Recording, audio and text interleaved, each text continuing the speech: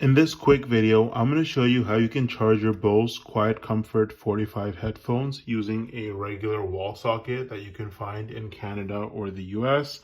It's super simple, so let me just show you. So we've got the regular charger that comes with the headphones. You just want to take this end of it and stick it in right here. That's in. Now for this other end, I'm actually going to use a adapter that I have from Samsung.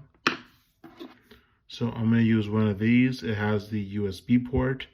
Just going to plug that into this.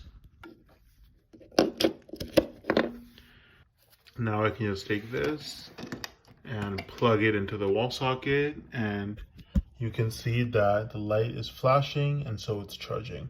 So that's how you charge your Bose QuietComfort 45 headphones using a wall socket, especially if you don't have this adapter. So I'm going to leave the link to this adapter in the description. And if you want to check out these headphones, I really like them. I'm going to leave a link to that as well.